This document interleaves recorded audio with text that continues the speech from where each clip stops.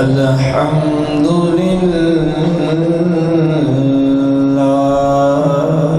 رب العالمين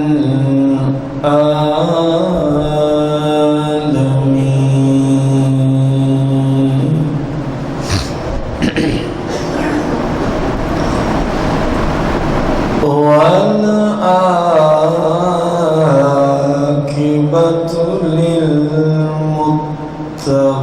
للمتقين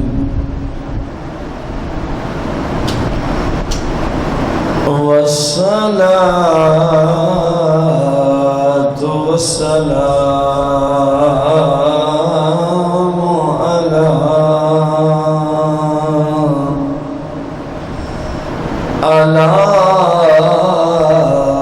سيد الأنبياء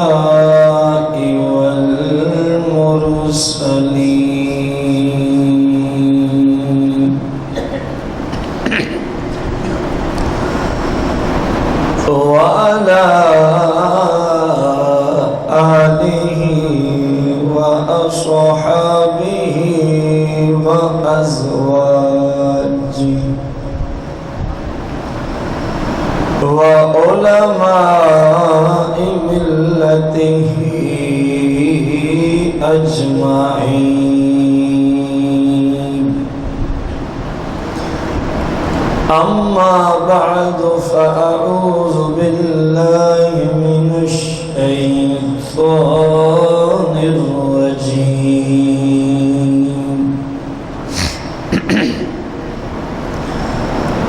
بسم الله الرحمن الرحيم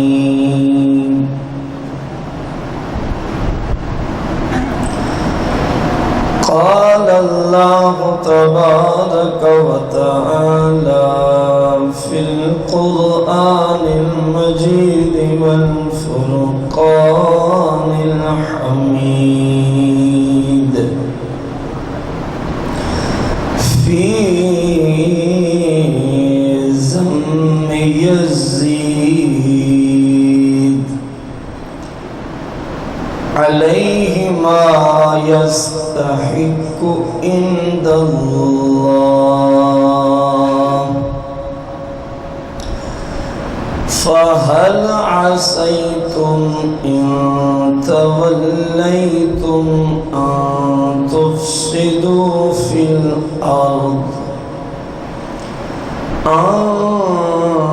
تفسدوا في الأرض وتقطعوا أرحامكم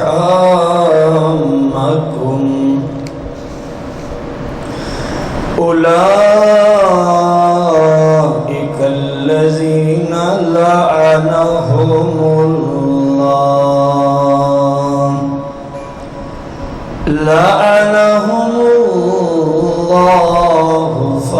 فأصمهم وأعمى أبصارهم آمنت بالله صدق الله العظيم وصدق رسوله النبي الكريم قال النبي صلى الله عليه وآله وسلم لا يزال امرأ أمتي قائما بالقسط حتى يكون أول من يسلم رجل من بني أمية يقال له يزيد وقال النبي صلى الله عليه وآله وسلم عن أبي الدرداء رضي الله تعالى عنه سمعت رسول الله صلى الله عليه وآله وسلم يقول أول من يبدل سنتي رجل من بني أمية يقال له يزيد عليه ما يستحق عند الله. قال الله تبارك وتعالى في القرآن المجيد والفرقان الحميد في شان حبيبه عليه الصلاة والتسليم إن الله وملائكته يصلون على النبي يا أيها الذين آمنوا صلوا عليه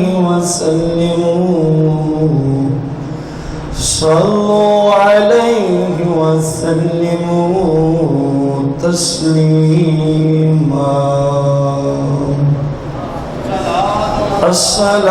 الصلاة والسلام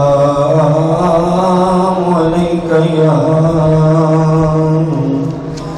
يا سيدي يا رسول الله. الصلاة والسلام عليك يا سيدي يا حبيب الله. الصلاة والسلام عليك يا سيدي يا شفيع المذنبين. الصلاة والسلام عليك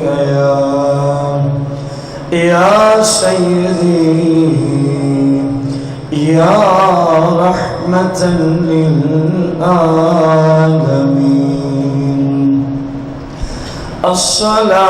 الصلاة والسلام عليك يا سيدي يا جد الحسن والحسين. مولاي صل وسلم دائما أبدا على حبيبك خير الخلق كلهم.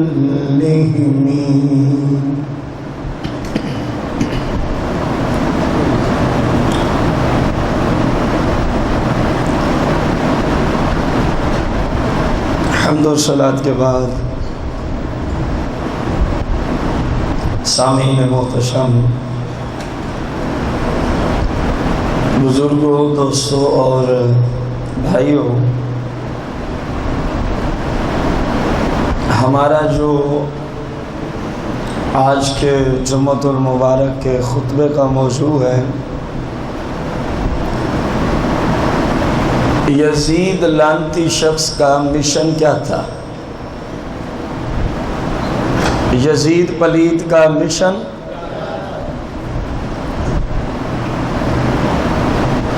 فی العقائد والاعمال، عقیدہ اس کا کیسا تھا اور عمل اس کا کیسا تھا؟ اس کو یوں بھی آپ تعبیر کر سکتے ہیں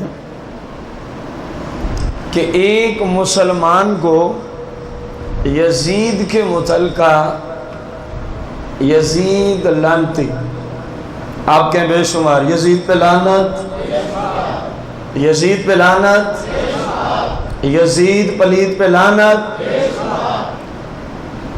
کہ ایک مسلمان ایز اے مسلم قرآن و سنت پہ اعتقاد رکھنے والا، اللہ کریم کو وحدہ لا شریک سمجھنے والا، اور مصطفیٰ کریم صلی اللہ علیہ وسلم کو اس کا سچا اور آخری نبی اور رسول سمجھنے والا، آخر یزید کے بارے میں کیا عقیدہ رکھے؟ کیا وہ جنتی ہے معاذ اللہ؟ کیا وہ معاذ اللہ امیر المومنین ہے؟ کیا وہ لعنتی ایک بادشاہ گزرا ہے نہایت ہی کبھی ترین، بلکہ کائنات کے جتنے درندے ہیں ان سب سے یزید ابتر ہے، ان سب سے یزید کیا ہے؟ ابتر ہے، اور جہنم کے کتوں میں سے یزید ایک جہنمی کتا ہے، جہنم کے کتوں میں سے یزید ایک جہنمی۔ مسلمان کا یہ عقیدہ ہو تب تو بندہ کہے کہ یہ مسلمان ہے، اور اگر بندہ اپنے آپ کو کہے بھی مسلمان اور وکالت کرے یزید لعنتی پلیت شخص کی، تو کم از کم مسلمانوں کے ہاں اس کو مسلمان نہیں سمجھا جاتا، مسلمانوں کے ہاں اس کو مسلمان، خواہ وہ کوئی بھی ہو، خواہ وہ، ہمارا اس بات سے کوئی اعتراض نہیں ہے کہ وہ کون ہو، ہمیں اس سے کیا سروکار ہے؟ ہمیں تو یہ پتا ہے کہ جو یزید کا وکیل ہے ہمارے نزدیک وہ بھی یزیدی ہے، قرآن و سنت کی روشنی میں، جو آج سٹیجوں پہ بیٹھ کے جھوٹی قسمیں اٹھا کے حتیٰ کہ قرآن شریف کو سر پہ رکھ کے لوگوں کو کہتے ہیں جو میں کہہ رہا ہوں ٹھیک ہے، یزید معاذ اللہ جنتی ہے، وہ ہمارا لیڈر ہے، ہمارا رہبر ہے، ہمارا رہنما ہے، ہمارا امیر المومنین ہے، تو ہم نے کب کہا کہ تمہارا نہیں ہے؟ وہ بات تو صرف سمجھنے کی ہے، ہم تو رونا یہی روتے ہیں کہ مسلمانوں سے اس کا کوئی تعلق نہیں ہے، جو گستاخ ہے ان کا وہ لیڈر بھی ہے، ان کا وہ رہبر بھی ہے، ان کا وہ امیر الجیل، گستاخوں کا جو لیڈر ہوگا وہ بھی گستاخ ہی ہوگا،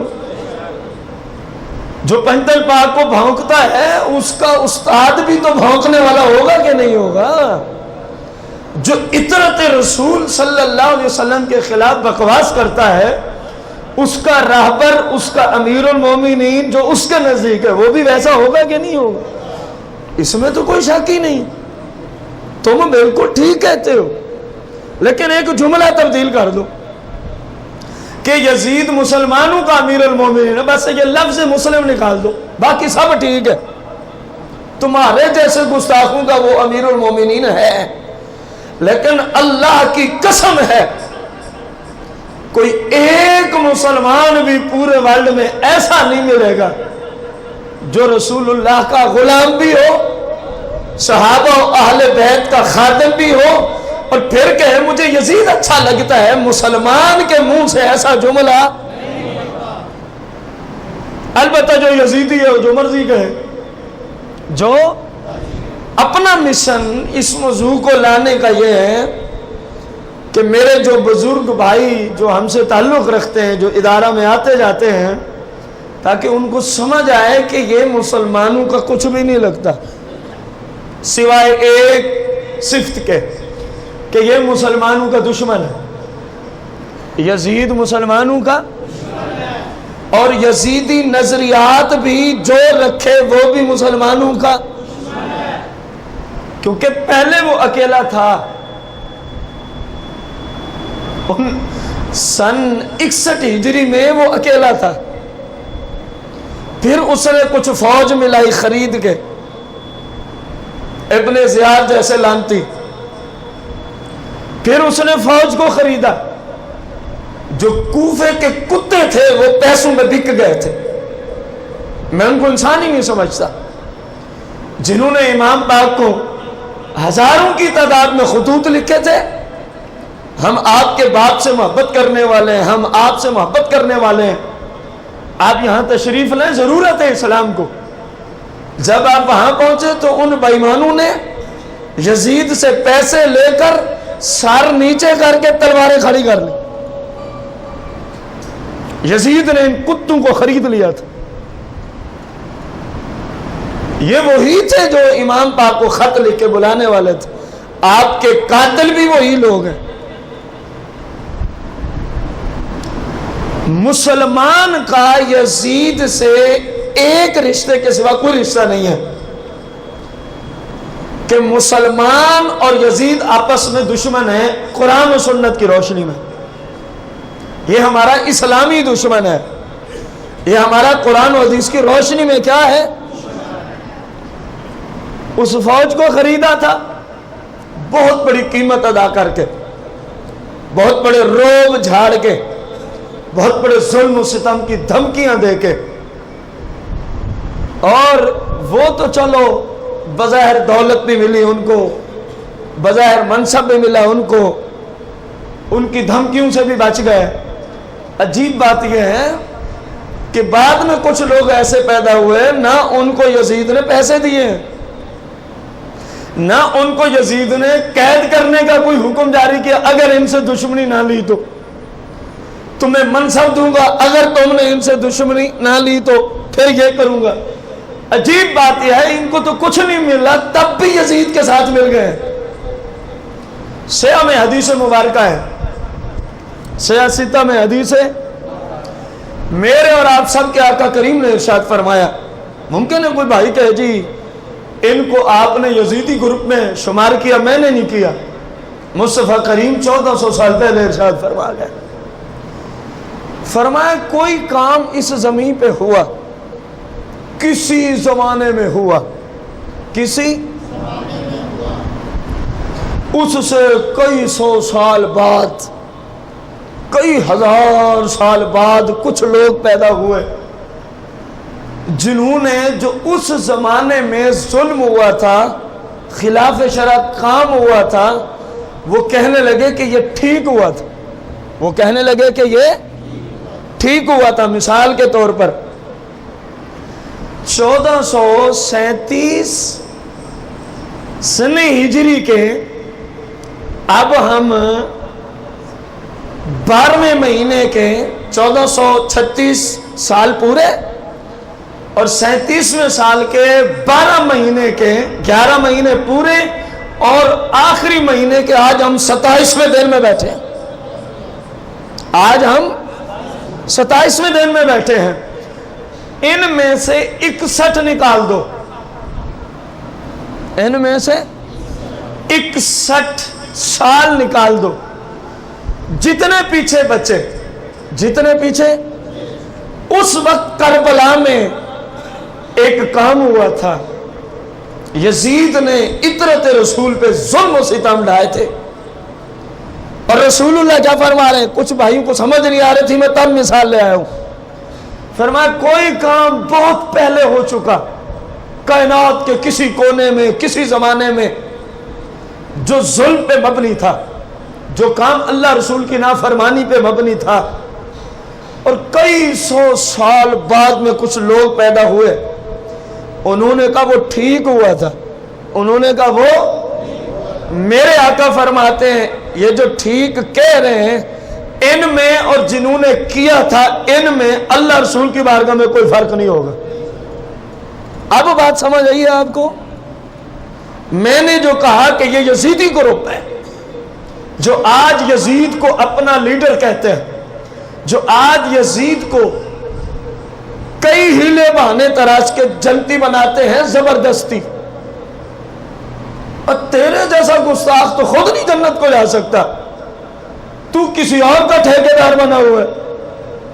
عجیب بات ہے، ایک بندے کو خود ایک مکان میں داخل ہونے کی اجازت ہی نہ ہو، کہے جی میں آپ کو بھی لے چلوں گا، احمق ہے کہ نہیں ہے؟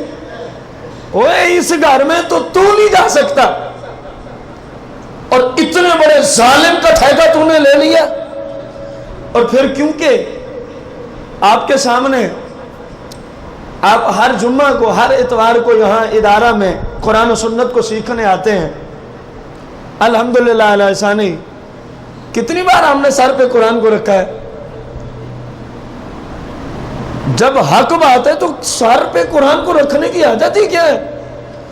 تم جب بھی اپنے ابے یزید کی بات کرتے ہو نا تو قرآن اٹھا کے سر پہ رکھتے ہو اور لوگوں کو مطمئن کرتے ہو جھوٹی بات پہ کہ کوئی شاید اس طرح ہی پھسل جائے کہ اتنا لمبا چوڑا مولوی ہے، اتنی بڑی اس کی داڑھی ہے، سٹیج پہ بیٹھا ہے، قرآن سر پہ رکھا ہے، شاید ٹھیک ہی ہوگا، تب تم قرآن سروں پہ رکھتے ہو۔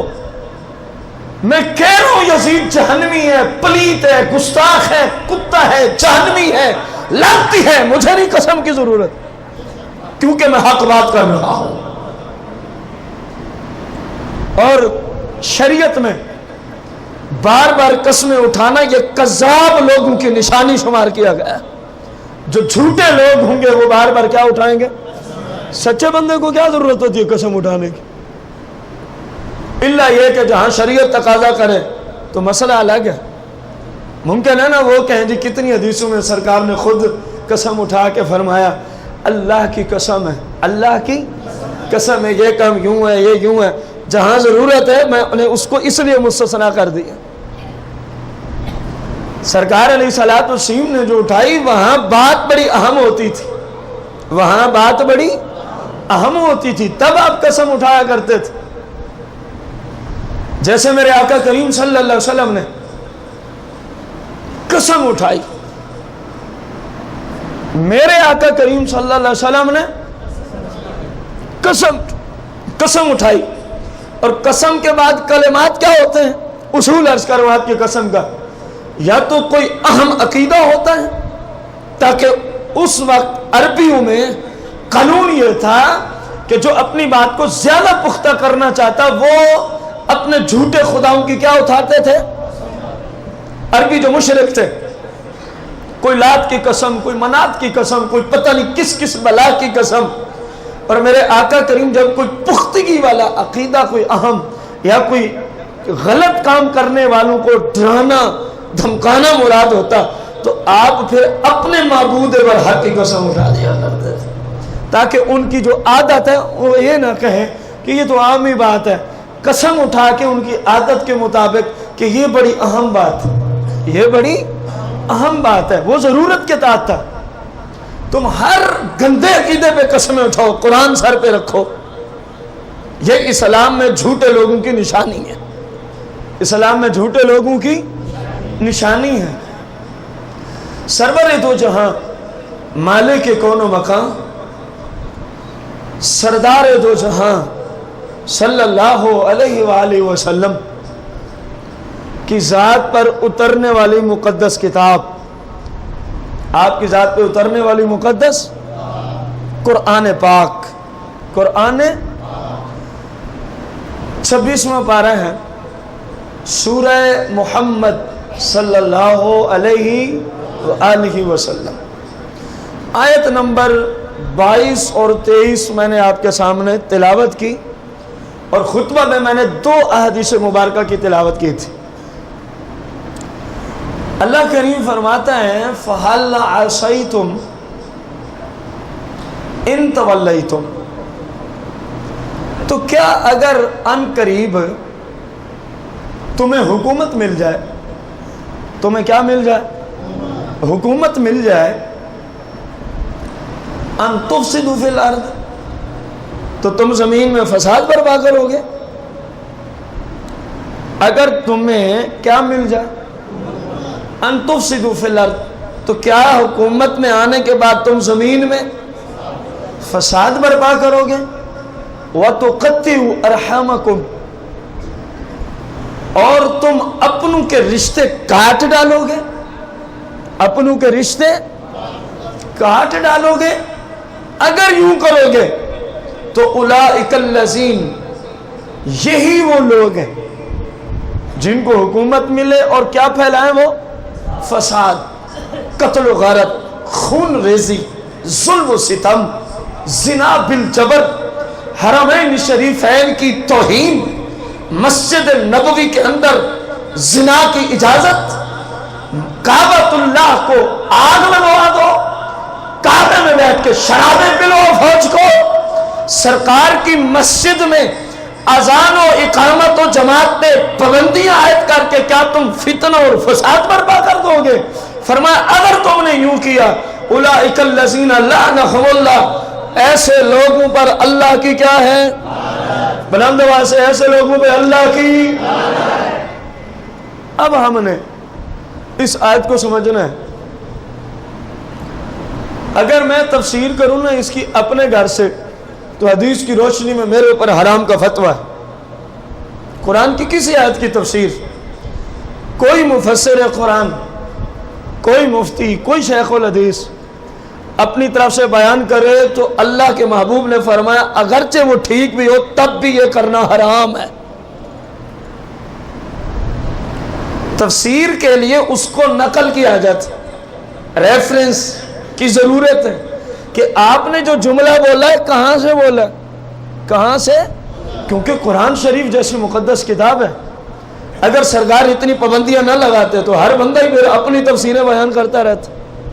باوجود پابندیوں کے لوگوں نے ڈنڈیاں مارنا شروع کی ہوئی ہیں، باوجود اتنی پابندیوں کے۔ فرمایا جب تک تیرے پاس کسی کتاب کا حوالہ نہیں جو کہ کتاب شریعت میں مستند ہو، جس پر اعتماد کیا جاتا ہو، معتمد علیہ ہو، معتمد علیہ ہو۔ اور میں نے مفتی احمد یا خان نعیمی صاحب کی تفسیر بھی نہیں لے کے آیا میں، تاکہ غیر کہیں گے یہ تو گھر سے لے آئے۔ میں تفسیر نعیم الدین مراد آبادی رحمت اللہ علیہ کی بھی لے کے نہیں آیا، غیر کہے گا یہ بھی ان کے اپنے۔ میں اعلیٰ حضرت کے اقوال مبارکہ طیبہ طاہرہ بھی لے کے، غیر کہے گا گھر کی بات ہے، اپنے گھر کی بات ہے۔ میں ان کو لے کے آیا ہوں جن کی پورے ورلڈ میں تفسیر کو معتمد علیہ سمجھا جاتا ہے، حتیٰ کہ آپ مکہ المکرمہ بیت الحرام میں مسجد حرام کی لائبریری میں جائیں گے تو آپ کو تفسیر روح المعانی وہاں بھی نظر آئے گی۔ آپ مدینہ منورہ مسجد نبوی شریف کی لائبریری میں جائیں گے، دونوں مساجد میں لائبریریاں موجود ہیں اور ہزاروں کی تعداد میں بکس پڑھی ہیں۔ بڑا اعلیٰ قسم کا نظام انہوں نے لائبریری کا بنایا۔ میں نے وزٹ کیا مدینہ منورہ کی جو لائبریری ہے اس کو۔ سرکار دو جہاں صلی اللہ علیہ وسلم کے شہر میں آپ کی مقدس مسجد میں جو لائبریری موجود ہے، وہاں کے جو مفتی ہیں پاکستان، ایران، عراق، الغرض، آپ پورے ورلڈ میں جہاں بھی جائیں گے کسی مفتی کی لائبریری میں امیدیں قوی کرتے ہیں تفسیر روح المعانی علامہ سید محمود علوسی البغدادی ثم الحنفی رضی اللہ عنہ کی قرآن کی تفسیر عربی زبان میں آپ کو اس کی لائبریری کی زیب و زینت میں نظر آئے گی۔ میں ان کو لایا ہوں اور انہوں نے بھی، ظاہر وہ بھی مفسر قرآن، اپنی طرف سے تفسیر نقل کی حضرت انہیں بھی، انہوں نے پتہ کس بندے سے نقل کی ہے؟ پورے ورلڈ میں جن کے مقلد کروڑوں اربوں میں موجود ہے، سیدنا امام احمد بن حنبل رضی اللہ عنہ سے آپ نے اس آیت کے تحت تفسیر کو نقل فرمایا۔ سیدنا امام احمد بن حنبل رضی اللہ تعالیٰ عنہ، غوث اعظم کو آپ لوگ جانتے ہیں، سرکار بغداد غوث اعظم کو جانتے ہیں، آپ بھی احمد بن حنبل کے پیچھے کہہ رہے ہیں اللہ اکبر۔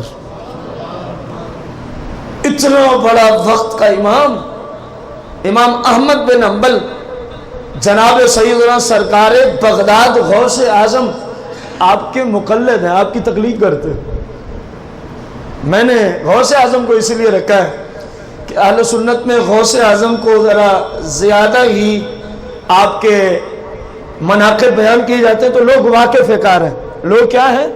تو جب اتنا بڑا شہنشاہ، اتنا بڑا ولی، غوث، عاشق رسول اور اللہ کا نیک بندہ بھی امام احمد بن حنبل رضی اللہ عنہ کے پیچھے کھڑا ہو، کہ جی ہم ان کے مقلد، جیسے میں اور آپ سیدنا ابو حنیفہ کے مقلد.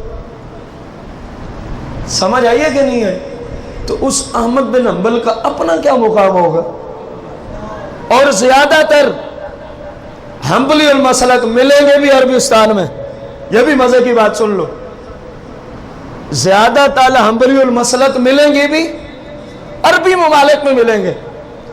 اجمی یعنی پاکستان ہے، بنگلہ دیش ہے، انڈیا ہے. کیا ہوا اگر کوئی ایک عرب میں سے کچھ 5-10 بندے حنبلی ہوں تو میں نہیں کہتا، مثال دی ہے میں نے. باقی سب کے سب حنفی المسلک ہیں، کیونکہ پورے ورلڈ میں جتنا ابو حنیفہ کی اقتداء ہوتی ہے اتنا کسی امام کی اقتداء نہیں ہوتی. یہ اللہ کریم کا آپ پہ خاص کرام ہے. اور یہ چاروں امام اہل سنت کے امام ہیں، چاروں امام اہل سنت کے امام ہیں. ان میں سے جس کی آپ چاہیں تقلید کر لیں، آپ اہل سنت کے فرد ہیں. آپ اہل سنت کے، آپ سنی ہیں. آپ کیا ہیں؟ کوئی حنبلی ہو، کوئی مالکی ہو، کوئی شافعی ہو یا کوئی حنفی ہو، یہ چاروں اہل سنت کے افراد ہیں. یہ چاروں کیوں؟ حقیقت میں مفتی احمد یار خان نعیمی رحمت اللہ تعالی علیہ نے ہمیں یہ مسئلہ سمجھایا کہ جو ہر بندے کی سمجھ میں آ جائے. اور آپ اللہ کے اتنے بزرگ، اتنے پہنچے ہوئے ہستی ہیں. یقین جانیں آج بھی آپ گجرات میں چلے جائیں، مفتی احمد یار خان نعیمی رحمت اللہ تعالی علیہ کے دربار میں جا کے بیٹھ جائیں تو آپ کو محسوس ہوگا میرے اوپر رحمت برسنا شروع ہو گئی ہے. جن کا فیض اب بھی آنے والوں کو مل رہا ہے. آپ بس وہاں جا کے صرف بیٹھ جائیں، آپ کو پتہ چلے گا کوئی چیز برسنا شروع ہو گئی ہے. ہم نے پریکٹیکلی طور پہ یہ آپ کو بات کی ہے. آپ فرماتے ہیں شریعت کا جو سمندر ہے نا وہ مدینہ منورہ میں ہے. وہ کہاں ہے؟ او بہت بڑا سمندر. پورے ورلڈ کو سیراب کرنے کے لیے، شریعت کے دنیا میں سیراب کرنے کے لیے مدینہ منورہ کے تاجدار، دونوں جہانوں کے مالک و مختار آقا کریم صلی اللہ علیہ وسلم کی اجازت سے پھر 4 نہریں نکلتی ہیں. سمندر ایک ہی ہے جو مدینہ منورہ میں ہے. شریعت کا جو فیض بہا رہا ہے، آگے ورلڈ کو سیراب کرنے کے لیے کتنی نہروں کی اجازت عطا فرمائی؟ 4 کی. ایک نہر کا نام رکھا ہے حنفی، ایک کا نام رکھا ہے حنبلی، ایک کا نام رکھا ہے شافعی، ایک کا نام رکھا ہے مالکی. فرمایا جب پیچھے ماخذ ایک ہے تو سارے آپس میں بھائی بھائی ہوئے کہ نہ ہوئے. اس لیے جملہ بولا کہ 4 میں سے کسی کی تقلید کرنے والا ہمارا سنی بھائی ہے. ہمارا سنی. شرط یہ ہے کہ جو اس کے امام کے عقائد ہیں اس کے عقائد وہی ہوں. 4 ائمہ عقائد میں متفق ہیں. 4 ائمہ عقائد میں متفق ہیں. اماموں کے عقائد میں ذرا برابر بھی کوئی اختلاف نہیں پایا جاتا. تو جو ان کا مقلد ان کے عقائد کی روشنی میں ہے وہ اہل سنت کا فرد ہوتا ہے. وہ اہل سنت کا، جو ان کے علاوہ ہے وہ سنیت سے خارج، وہ سنیت سے. سیدنا امام احمد بن حنبل رضی اللہ تعالی عنہ سے آپ کے بیٹے نے سوال کیا. جناب سیدنا عبداللہ نے، آپ کے ایک شہزادے کا نام عبداللہ، انہوں نے عرض کیا انہو قال قلت لابی، آپ کے بیٹے فرماتے ہیں میں نے اپنے والد یعنی سیدنا امام احمد بن حنبل سے اپیل کی، یا آباتی، اے میرے پیارے ابا جان، اے میرے محترم والد، کچھ لوگ ارد گرد میں یہ کہہ رہے ہیں یزعم بعض الناس انا نحب یزید، کچھ لوگ آپ کے اور ہمارے بارے میں باہر یہ باتیں کر رہے ہیں کہ سیدنا امام احمد بن حنبل یزید سے کیا کرتے ہیں؟ محبت. یہ آپ کے بیٹے نے آپ پہ سوال کیا، آپ کرتے نہیں ہیں؟ جیسے کوئی آ کے آپ سے پوچھے جی آپ کو یزید سے محبت ہے، آپ کیا جواب دیں گے؟ ہم تو لعنت بھیجتے ہیں اس کتے پر، ہمیں یزید سے کیسی محبت ہے؟ اس سے کائنات کا ہر درندہ کروڑوں درجے افضل ہے. یزید سے کائنات کا ہر درندہ کروڑوں درجے افضل ہے. ہم اس لعنتی سے کیسے محبت کر سکتے ہیں؟ ہم تو سرکار دو جہاں کی اطرت اور آل پاک کے خادم اور غلام ہیں. ان کے دشمنوں سے ہم کیسے محبت کر سکتے ہیں؟ اس دن سے پہلے ہمیں موت دے دی جائے وہ قبول ہے. زبان سے یہ جملہ ہم نہیں نکال سکتے کہ یزید لعنتی سے ہمیں محبت ہے. کوئی مسلمان بھی ایسی بات نہیں کرے گا. تو کہا ابا جان لوگ کہہ رہے ہیں کہ ہم یزید سے کیا کرتے ہیں؟ محبت. فقال احمد بن حنبل یا بنیا، اے میرے بیٹے آپ کیسی باتیں کر رہے ہیں؟ اے میرے پیارے بیٹے آپ کیسی باتیں کر رہے ہیں؟ بھلا یہ ممکن ہے؟ بھلا یہ، آپ ایک امام کے کلمات دیکھو. سوال تھا امام کی اپنی ذات کے بارے میں اور جواب آ رہا ہے پوری امت کی طرف سے.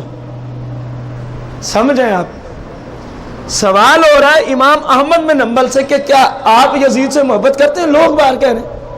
جواب اتنا ہی کافی تھا کہ میں اس سے محبت ہے، کیونکہ وقت کے امام تھے، مسلمانوں کے راہبر رہنما تھے اور ہیں اور رہیں گے. اس لیے اپنی طرف سے عقیدے کا اظہار نہیں کیا.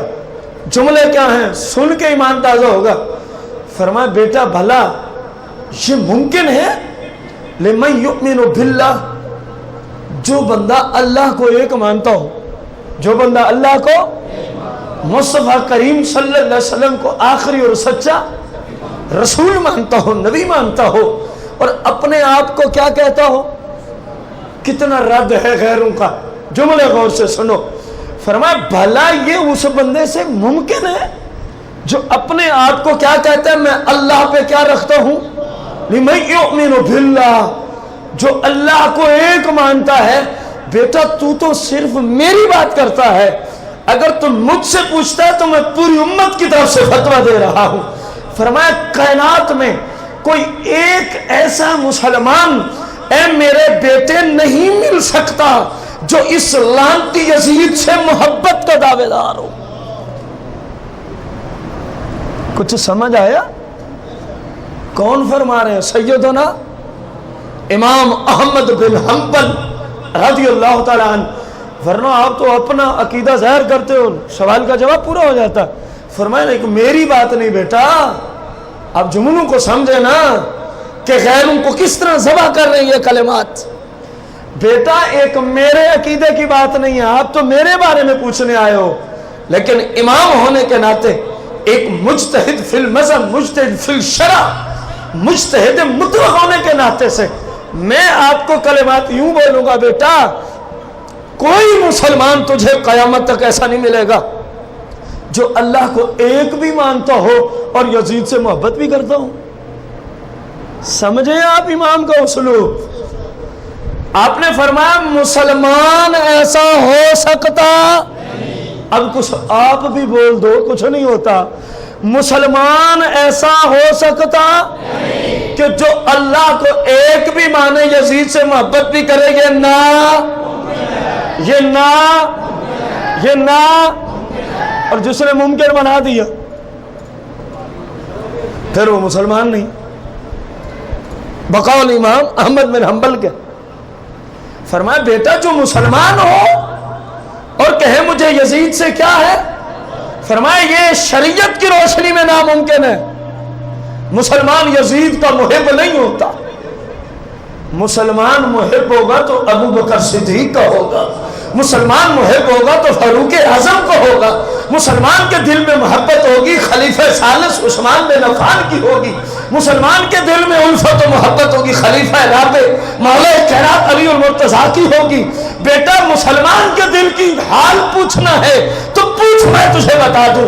مسلم کے دل میں محبت ہوگی تو جناب امام حسن المجتبی کی ہوگی، مسلم کے دل میں محبت ہوگی جناب سید الشہداء امام حسین کی محبت ہوگی، آپ کے رفقا کی محبت ہوگی. بیٹا جو حسین کا قاتل ہو مسلمان بھی اس سے محبت کرتے ہیں. اور جو آج کہہ رہے ہیں ہمیں یزید سے محبت ہے، انٹرنیٹ پہ ایک شیطان آتا ہے, اس کو نجدی حکومت کی طرف سے پیسے ہی صرف بھونکنے کے ملتے ہیں.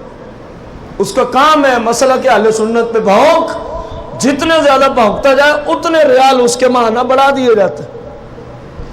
اگر کوئی بھائی سننا چاہے تو کلپ میرے پاس موجود ہے. کیا کہتا ہے, کسی نے سوال کیا واقعہ کربلا ہوا تھا؟ اندازہ لگائیں لوگ کہاں تک پہنچے ہوئے ہیں. کیا واقعہ کربلا؟ وہ آگے سے کتے کی طرح منہ کھول کے کہتا ہے. اس کا نیٹ پہ جو نام چلتا ہے توصیف الرحمن راشدی ہے, ہم اس کو توصیف الشیطان کہتے ہیں. جس کا کام 24 گھنٹے سرکار اور سرکار کی نسل پاک کو بھونکنا ہو, وہ شیطان کی توصیف کرنے والا ہوتا ہے یا رحمان کی توصیف کرنے والا ہوتا ہے؟ بولو تو صحیح. اس کا کلپ ہم سنانے کو تیار ہیں. ویڈیو کلپ کی بات ہو رہی ہے, آڈیو نہیں کہ بندہ کہے جی 2 نمبری ہوگی. سوال ہوتا ہے کیا واقعہ کربلا ہوا تھا؟ کہتا ہے بہت بڑے جانور جتنا منہ کھول کے کہتا ہے کائنات کا سب سے بڑا جھوٹ جو ہے وہ واقعہ کربلا. ان کو آپ یزید کے وکیل نہیں کہیں گے, ان کو یزید کے محب آپ نہیں کہیں گے.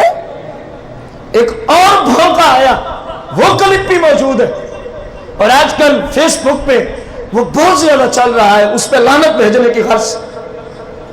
کہتا ہے یزید جیسا بندہ ہی کوئی نہیں ہے. یہ اس کے کلمات. یزید رحمت اللہ علیہ ہے, استغفر اللہ العظیم. اور خدا کا خوف کرو, تمہاری اولاد کو آج کوئی مسلمان جا کے ذبح کر دے, کوئی مسلمان آ جا کے, تو پھر اس پہ رحمت اللہ علیہ کے فتوے دو گے؟ پھر تمہیں قرآن کی وہ آیتیں نظر آئیں گی جو کسی ایک مسلمان کو ناحق قتل کرے وہ جہنمی ہے, فجزاؤہ جہنم. تمہیں پھر قرآن پڑھنا آئے گا, اور تیرے بیٹے کی باری آ جائے تو تجھے فتویٰ قرآن بتاتا ہے تیرے ایک بیٹے کا قاتل جہنمی ہو گیا ہے, اور مصطفیٰ کریم کے شہزادوں کی بات آ جائے تجھے اب قرآن کچھ نہیں بتاتا. اب یزید کو جنتی بنایا ہوا. یہ سادہ سی مثال ہے, پوچھ لیجئے گا, ورنہ یوں ہی کہہ دے میں ابھی آپ کو قتل کرتا ہوں, دیکھتے ہیں آپ کے ورثہ مجھے کیا کہتے ہیں. سادہ سی مثال ہے, مسئلہ سمجھانے کی غرض سے ہم نے تو قتل کرنا تھوڑی ہے اس بدماش کو. اس کو قتل کر کے ہم نے اپنے ہاتھ خراب کرنے. اچھی خاصی زندگی بسر کر رہے ہیں, رسول اللہ کی تعریفیں سن رہے ہیں, سنا رہے ہیں. ایک جانور کو ذبح کر کے قید خانے میں جا کے اپنے خلاف ہی ہونے والی بات ہے. یہ حکومت وقت کا کام ہے, ہمارا نہیں ہے یہ کام. بات سمجھ آئی ہے کہ نہیں آئی؟ گستاخوں کو لگام ڈالنا حکومت وقت کا کام ہوتا ہے. اب اندازہ لگائیں وہ جملے کیا بول رہے ہیں کہ کائنات کا سب سے بڑا جھوٹ کیا ہے. جن کو سمجھ آئیے وہی بولیں. وہ کہتا ہے یہ کائنات کا سب سے بڑا جھوٹ ہے واقعہ کربلا. بات ہی اس نے ختم کر دی. اور امام احمد بن حنبل رضی اللہ عنہ نے کیا فرمایا؟ بیٹا بات ہے سیدھی سی, جو مسلمان ہوگا یزید سے محبت نہیں کرے گا, جو نہیں ہوگا وہ جانے اس کا کام جانا. مسئلہ سمجھ آ گیا؟ آگے چلو. فقال امام احمد بن حنبل رضی اللہ تعالی عنہ فرمایا یہ کیسی بات ہے جس پہ اللہ قرآن میں لعنت بھیج رہا ہے, بیٹا ہم اسے محبت کریں گے؟ آگے بیٹے کا جواب سنو. قلت یا ابتی این لعن اللہ یزید فی کتابہ تعالی. ابا جان میں نے بھی تو قرآن پڑھا ہے, مجھے تو کہیں نہیں نظر آیا قرآن میں اللہ نے یزید پہ کیا بھیجی ہو, لعنت بھیجی ہو. بس امام احمد بن حنبل علم کا سمندر اب قرآن کو پڑھ کے بیٹے کو سمجھا رہا ہے کہ قرآن میں یزید پہ اللہ نے کہاں لعنت بھیجی ہے. یہی 26واں پارہ نکالا, سورہ محمد کو کھولا, آیت نمبر 22 اور 23 کو تلاوت کیا. آپ پھر سن لو جس کو میں نے خطبے میں پڑھا تھا. فرمایا بیٹا تو نے قرآن نہیں پڑھا؟ فَهَلْ أَسَيْتُمْ إِن تَوَلَّيْتُمْ أَن تُفْسِدُوا فِي الْأَرْضِ وَتُقَطِّعُوا أَرْحَامَكُمْ أُولَٰئِكَ الَّذِينَ لَعَنَهُمُ اللَّهُ. بیٹا تو نے قرآن نہیں پڑھا؟ اللہ فرما رہا ہے کیا اگر ہم تمہیں حکومت دے دیں ان تفسدوا فی الارض تو کیا حکومت کے بعد زمین میں فساد برپا کرو گے؟ فرمایا بیٹا یہ آیت یزید پر سچی آ رہی ہے، یزید پر میں اگلے جمعہ پہ عرض کروں گا اس نے کیا کیا فسادات برپا کیے تھے، خطبہ میں ان کی طرف نشاندہی کر چکا ہوں۔ اگلے جمعہ پہ اس پلیت یزید لعنتی جہنمی شخص کے فسادات کا ذکر کروں گا کہ اس نے کیا کیا فسادات برپا کیے تھے۔ کربلا والا واقعہ تو آپ سب کو پتہ ہی ہے نا، جو سب سے عظیم فتنہ اس نے کھڑا کیا تھا۔ بھائی کچھ ایسے ظلم بھی اس نے کیے ہیں کربلا کے واقعے کے بعد جن کو ایک مسلمان سن بھی نہیں سکتا، جن کو ایک مسلمان سننا گوارا نہیں کر سکتا۔ امام احمد بن حنبل نے قرآن پڑھا، فرمایا بیٹا اللہ فرما رہا ہے کہ کیا تمہیں حکومت مل جائے تو ان تفسدوا فی الارض، زمین میں کیا برپا کرو گے؟ وتقطعوا ارحامکم، جن سے رشتہ داریاں ہیں شریعت کی روشنی میں جن سے تعلق ہے، وتقطعوا ارحامکم، اس تعلق کو توڑ ڈالو گے اگر تم نے یہ کیا۔ اولئک الذین لعنہم اللہ، تو ایسے لوگوں پہ اللہ کیا بھیجتا ہے؟ بلند آواز سے ایسے لوگوں پہ اللہ کیا بھیجتا ہے؟ بتائیں یزید سے بڑھ کے کسی نے فساد برپا کیا؟ بولو تو صحیح۔ قرآن کہہ رہا ہے جس کو حکومت ملے فساد برپا کرے، اور بڑے بڑے فسادی ہوں گے لیکن میرے حسین جیسا نہ کوئی ہے، نہ کوئی اس کو شہید کر کے اس کتے کی برابری فساد میں کر سکتا ہے۔ اور یزید نے میرے امام پاک کو شہید کرا دیا تھا، اس سے بڑا بھی کوئی فساد نظر آتا ہے آپ کو؟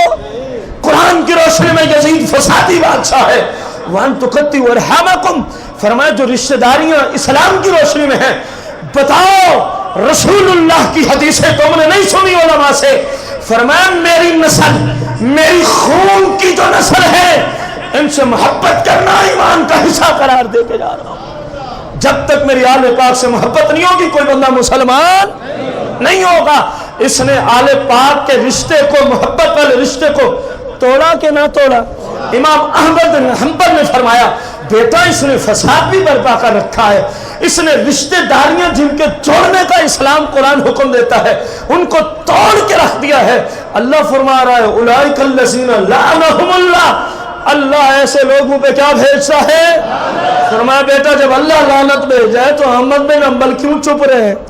فرمایا میں بھی یزید پہ بھیجتا ہوں اور آپ سب بھی بھیجیں یزید پہ، بلکہ جو یزید کو امیر المومنین کہے ہم اس پہ بھی، جو یزید کے کردار سے خوش ہو ہم اس پہ بھی، جو یزید کے افعال سے خوش ہو ہم اس سے بھی۔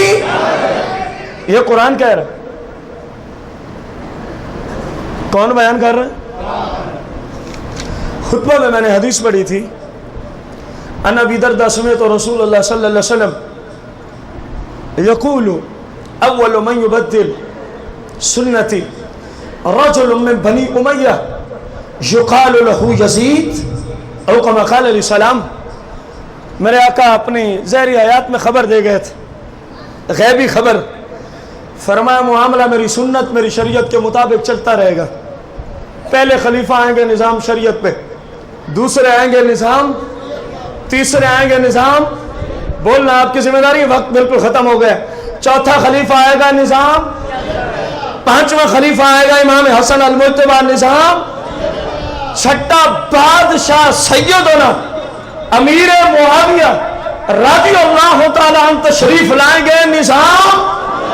فرمایا جو پہلا شخص میری شریعت کے نظام کو بدلے گا یقال له یزید، اس کو لوگ کس نام سے جانیں گے؟ کوئی تسلی ہوئی کہ سرکار بھی اس لعنتی کے بارے میں پہلے خبر دے کے گئے۔ فرمایا میرا نظام ٹھیک چلے گا، جو پہلا حکمران آ کے میرے نظام کو بدلنے کی کوشش کرے گا یقال له یزید، اس کو کیا کہا جائے گا؟ یزید کہا جائے گا۔ میرے بھائی رسول اللہ کے طریقے کو کیسے بدلا، انشاءاللہ اگلے جمعۃ المبارک میں اللہ کریم نے چاہا بشرط صحت و زندگی تو انشاءاللہ آپ سب کو عرض کریں گے۔